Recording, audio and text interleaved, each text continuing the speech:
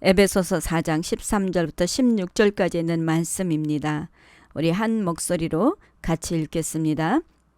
우리가 다 하나님의 아들을 믿는 것과 아는 일에 하나가 되어 온전한 사람을 이루어 그리스도의 장성한 분량이 충만한 데까지 이르리니 이는 우리가 이제부터 어린아이가 되지 아니하여 사람의 속임수와 간사한 유혹에 빠져 온갖 교훈의 풍조에 밀려 요동하지 않게 하려 함이라. 오직 사랑 안에서 참된 것을 하여 범사에 그에게까지 자랄지라. 그는 머리니 곧 그리스도라.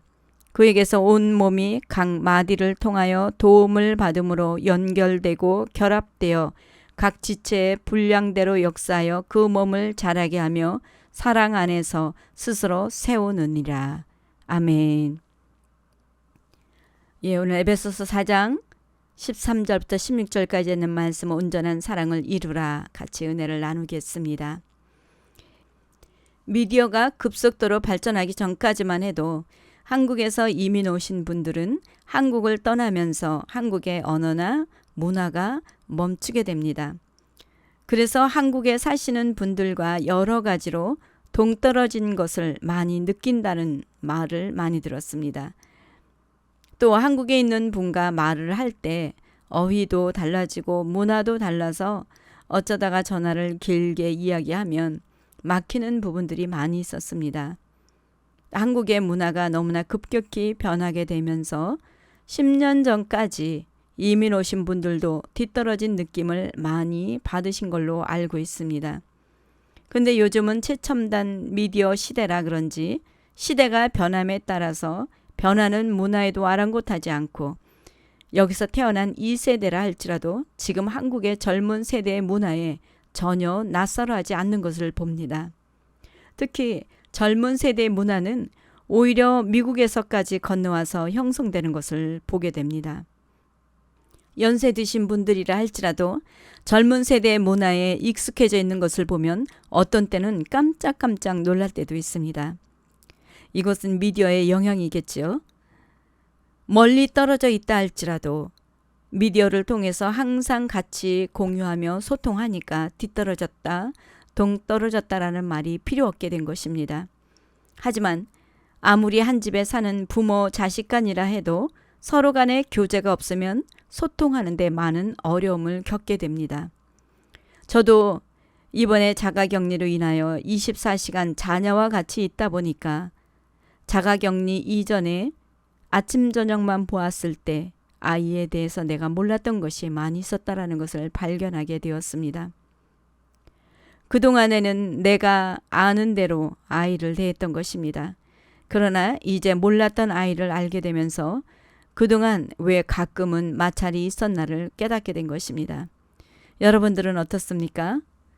여러분들은 평소 알고 지내던 그대로입니까? 그렇다면 가족들과 교제를 잘 나누어서 의사소통이 잘 이루어진 것 같으네요. 성장이라는 것은 자라나는 것을 의미하죠. 그래서 요즘은 집에 계신 분들이 많아서 대부분이 텃밭이나 화분을 이용해서 간단한 야채를 심어서 가꾸는 분들이 많습니다. 저도 여러 가지를 몇 개씩 심어서 매일 아침 자라는 것을 보면서 즐거워하는데 지난주에 줌으로 여러분들과 교제를 나누었던 것처럼 올해는 야채들이 자라지를 않는 것이었습니다. 그래서 왜 자라지 않을까? 이것도 또 근심이 되었습니다. 씨를 뿌려서 싹이 나오는 것도 그대로 있고 자라지 않길래 마트에 가서 어느 정도 자란 것을 사다가 심었는데 그것도 2달이 되었는데도 자라지 않고 그대로 있는 것입니다. 그래서 이번에 흙을 바꾸고 화분 밑에 물구멍을 막는 것을 완전히 제거하고 구멍이 크게 난 채로 그냥 두었습니다. 그리고 날씨도 또 더워지니까 상추들이 눈에 보이게 달라지는 것이었습니다. 물은 쭉쭉 빠져나가는 것 같아도 상추가 잘 자라는 것을 보니까 너무 기분이 좋은 것이었습니다.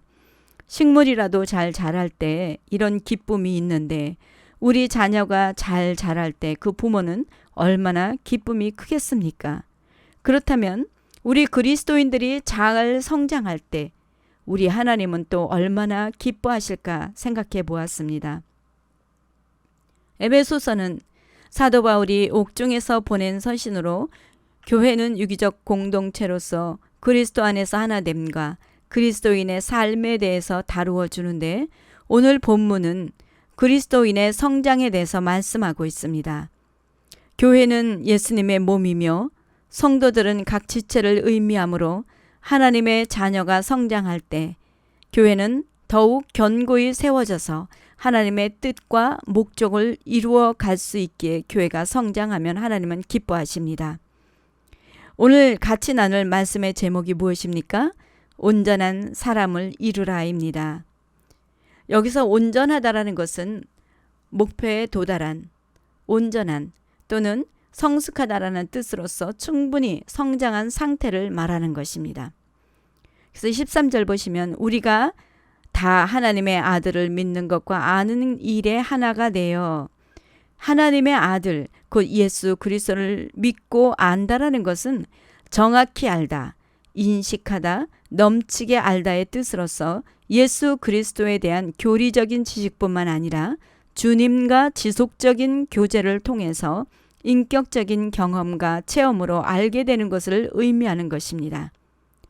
지식은 높지만 하나님과 지속적인 교제가 없거나 하나님과 영적 체험은 있지만 말씀을 모를 때 하나 되지 못하면 교회가 분열될 수가 있습니다. 교회에서 직분자들끼리 의견 충돌이 일어나게 되는 것은 예수 그리스도를 믿는 것과 아는 것에 하나 되지 못하기 때문입니다. 다시 말하면 성숙되지 못하기 때문입니다. 그래서 사도 바울은 성숙하여 온전한 사람을 이루라는 것입니다. 이런 영적 성숙은 성도 개인적인 것뿐만 아니라 교회적으로도 성숙해야 됩니다. 특히 지금 시대는 더욱 그렇습니다. 그렇다면 온전한 사람을 이루는 것은 무엇을 말합니까? 먼저 어린아이와 같은 초보를 벗어버려야 된다라는 것입니다. 우리 14절 보시면 이는 우리가 이제부터 어린아이가 되지 아니하여 사람의 속임수와 간사한 유혹에 빠져 온갖 교훈의 풍조에 밀려 요동하지 않게 하려 함이라. 아멘. 어린아이는 미성숙한 자를 말하는 것입니다. 어린아이는 분별력이 없습니다.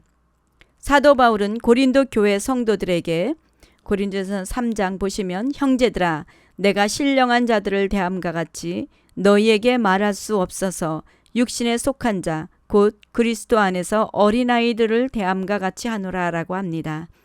왜냐하면 그들은 사도 바울이 고린도 교회를 떠나자 나는 아볼로파, 나는 바울파, 나는 게바파, 나는 그리스도에 속한 자다 라고 이렇게 서로가 나뉘어져서 하나 되지 못하고 분쟁이 있었기에 어린아이라고 한 것입니다. 교회는 하나가 되어야 합니다. 사도 바울이 에베소 2장에 보시면 먼저 강조한 것이 유대인과 이방인이 예수 그리스도의 피로 가까워졌으니 화평을 이루라고 권면합니다. 그리고 예수 그리스도를 통해 하나님의 구원의 경륜의 비밀을 드러내셔서 성도를 온전하게 하여 직분자를 세워 봉사의 일을 하게 하므로 그리스도의 몸을 세우기 위해 성령으로 하나 되게 하신 것이니 성숙한 신앙이 되나라고 말합니다. 그렇지 않으면 사람의 속임수와 간사한 유혹에 빠져 교훈의 풍조에 밀려 요동하게 된다라는 것입니다. 무슨 말씀입니까? 그때나 지금이나 교회를 가장 위협하는 것은 이단들입니다. 이단은 시작은 같고 신앙도 같아 보이지만 끝이 달라 종말에는 지옥으로 가게 됩니다. 그래서 사도 바울은 디모데에게 진리의 말씀을 옳게 분별하라라고 충고하였던 것입니다. 이에 관한 말씀이 잘 기록되어 있는 곳이 베드로후서 2장입니다. 그러나 백성 가운데 또한 거짓 선지자들이 일어났었나니 이와 같이 너희 중에도 거짓 선생들이 있으리라. 그들은 멸망하게 할 이단을 가만히 끌어들여 자기들을 사신 주를 부인하고 임박한 멸망을 스스로 취하는 자들이라고 하였습니다. 마태복음 24장에서도 마지막 때에 일어나는 징조 중에 하나가 거짓 선지자가 많이 일어나 사람을 미혹할 것이라고 말씀하고 있습니다.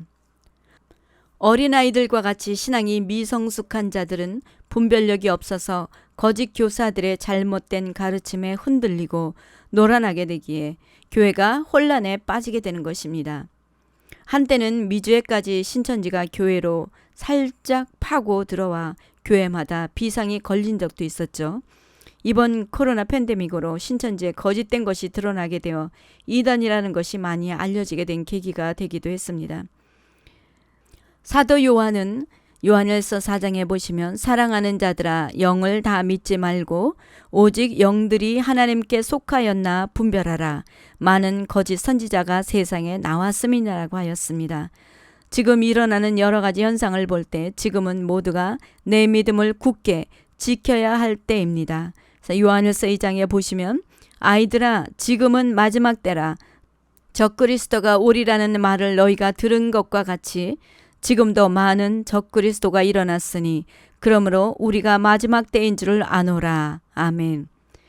급한 시대를 사랑하는 성도 여러분, 잘 분별하셔야 합니다. 사단은 얼마나 교묘하게 속이고 믿음에서 떨어져 나가게 하는지 모릅니다. 넓은 길만 보게 하고 눈 가리고 아웅하는 식으로 척하는 신앙인으로 살도록 미혹합니다. 지금은 어린아이와 같이 다투고 시기하고 분쟁하며 생각을 빼앗기며 살아갈 시간이 없습니다. 우리 모두 정신 차려야 합니다. 우리의 씨름은 혈과 육에 대한 것이 아니라 악한 영들에 대한 씨름입니다. 감정에 따른 어린아이와 같은 신앙을 버리고 믿음의 성숙한 자가 되시기 바랍니다. 두 번째로는 온전한 사람을 이루기 위해서는 믿음의 성숙은 그리스도에까지 자라가는 것입니다. 15절 보시면 오직 사랑 안에서 참된 것을 하여 범사에 그에게까지 자랄지라. 그는 머리니 곧 그리스도라. 여기서 범사라는 것은 모든 분야에서를 말하는 것입니다. 교회에 있을 때 행동 다르고 집에 있을 때 행동 다른 것이 아니라 어느 곳에 있든지 항상 같은 모습입니다. 누가 나를 칭찬한다 해도 또 누가 나를 책망한다 해도 한결같이 그리스도를 따르는 것입니다. 그리고 오직 사랑 안에서 참된 것을 한다라는 것은 나에게 어떤 불이익이 돌아온다 해도 교회를 세우기 위해서나 성도들을 세우기 위한 것이라면 물러서지 않고 참된 복음을 전하는 자입니다. 사도 바울은 너희는 나를 본받는 자가 되라라고 합니다. 여러분들은 사도 바울과 같이 당당하게 나를 본받는 자가 되라고 말할 수 있습니까? 사도 바울이 이렇게 말할 수 있었던 것은 고린도전서 11장 보시면 내가 그리스도를 본받는 자가 된 것 같이 나를 본받는 자가 되라고 합니다. 무엇입니까? 그는 예수님처럼 작은 예수가 되기 위해 자기의 모든 것을 버렸습니다. 그리고 고린도전서 4장 보시면 또 수고하고 친히 손으로 일을 하며 모욕을 당한 즉 축복하고 박해를 받은 즉 참고 비방을 받은 즉 권면하니 우리가 지금까지 세상의 더러운 것과 만물의 찌꺼기 같이 되었도다라며 고백한 것 같이 어떤 고난 속에서도 당당하게 복음을 전하는 겸손한 자였습니다. 어떤 분이 믿음의 성장에 대해서 이렇게 쓴 것을 보았습니다. 어린 영혼은 남들이 나를 칭찬할 때 기뻐하고 비난할 때 슬퍼합니다.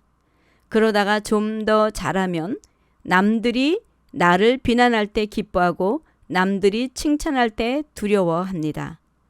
그리고 조금 더 성장하면 그는 남들의 칭찬이나 비난에 별로 반응을 보이지 않게 됩니다. 왜냐하면 그는 사람의 인정과 비난은 헛된 것이며 전능하신 분으로부터 오는 것만이 영원하며 온전한 것이라는 사실을 깨닫게 되었기 때문입니다. 어떻습니까? 여러분들은 칭찬할 때 기뻐합니까? 비난을 받을 때 기뻐합니까? 아니면 아예 신경 끄고 주님께만 집중하십니까? 사람이니까 칭찬받으면 당연히 기쁘고 비난받으면 감정이 상하게 됩니다. 하지만 이것에 집중하는 것이 아니라 나를 돌아볼 줄 알고 예수님께 나아가 주님이 나를 어떻게 생각하시는가에 집중해야 된다는 것입니다. 이것이 성숙한 자라는 것이죠. 그럴 때 갈라디아서 6장 보시면 형제들아 사람이 만일 무슨 범죄한 일이 드러나거든 신령한 너희는 온유한 심령으로 그러한 자를 바로잡고 너 자신을 살펴보아 너도 시험을 받을까 두려워하라. 너희가 짐을 서로 지라. 그리하여 그리스도의 법을 성취하라. 아멘. 어떤 사람이 죄를 범했을 때 떠들어대는 것이 아니라 자기 자신도 살펴보고 온유한 심령으로 그를 바로 잡아주되 그리스도의 사랑으로 이끌어주라는 것입니다. 이것이 성숙한 신앙인입니다. 내가 사랑하고 내가 좋아하는 사람만 그렇게 행하는 것이 아니라 범사에 이렇게 사랑 안에서 참된 것을 행하라는 것입니다. 여기는 내가 좋아하지 않는 사람이 해당될 수도 있습니다. 그래도 동일한 마음으로 행하라는 것입니다. 사랑하는 여러분, 그리스도의 장성한 분량까지 자라는 것은 그리스도와 내가 완전히 하나 될 때 이루어지는 것이며 하나가 된다라는 것은 주님이 원하는 것을 행하는 것입니다. 그럴 때 교회는 더욱 견고하게 세워질 수 있습니다. 그래야 마지막 때에 교회가 피난처가 되어 세상 사람들이 교회로 주를 찾아 돌아오게 됩니다. 그리스도의 장성한 분량에까지 성숙한 저와 여러분이 되시기를 바랍니다.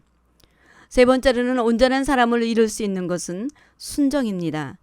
16절 보시면 그에게서 온 몸이 각 마디를 통하여 도움을 받음으로 연결되고 결합되어 각 지체의 분량대로 역사하여 그 몸을 자라게 하며 사랑 안에서 스스로 세우느니라.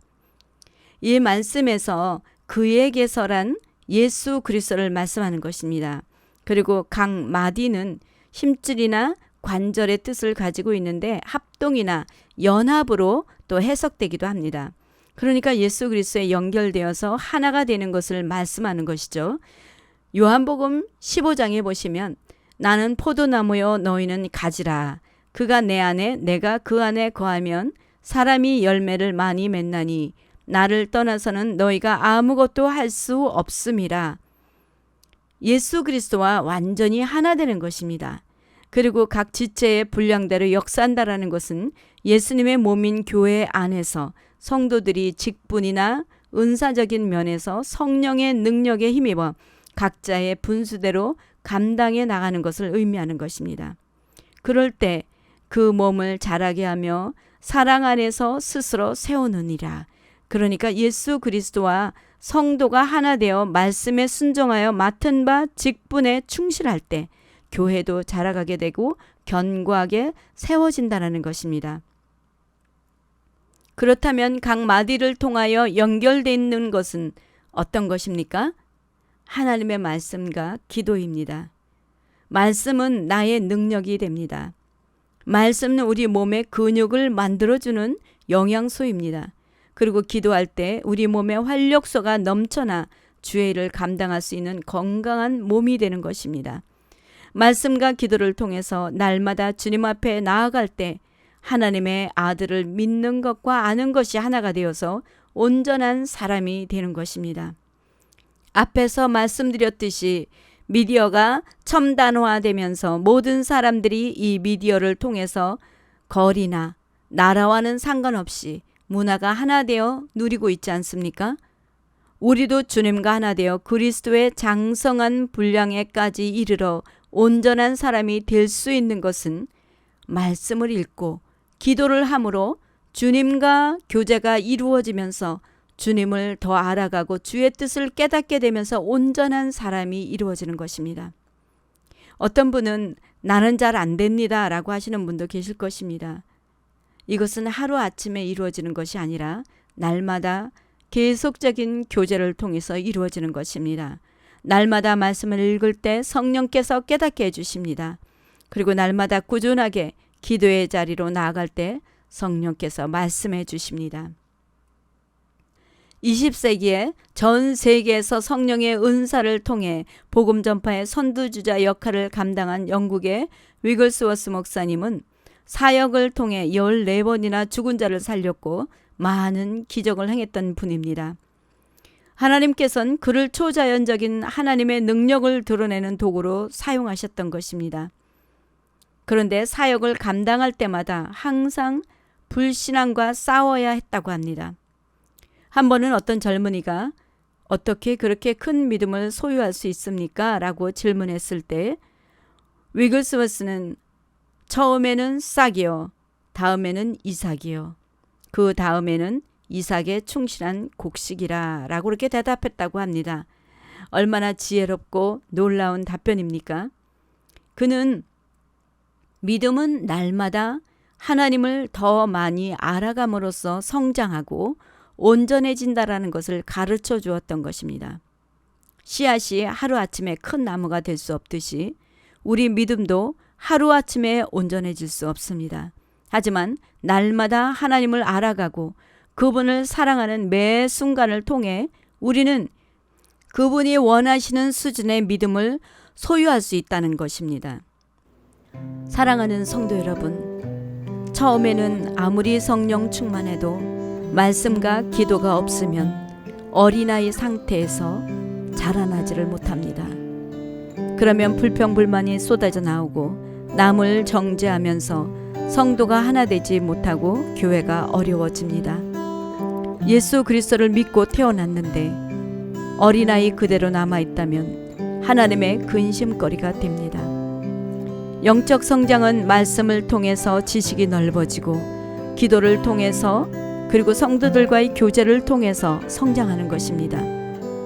우리의 믿음이 성장할 때 하나님은 기뻐하십니다. 지금은 내가 말씀과 기도로 깨어서 영적 분별을 해야 믿음을 지킬 수 있는 시대입니다.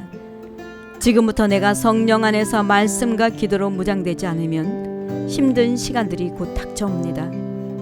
우리 모두는 성령 안에서 말씀과 기도로 깨어 하나가 되어야 합니다.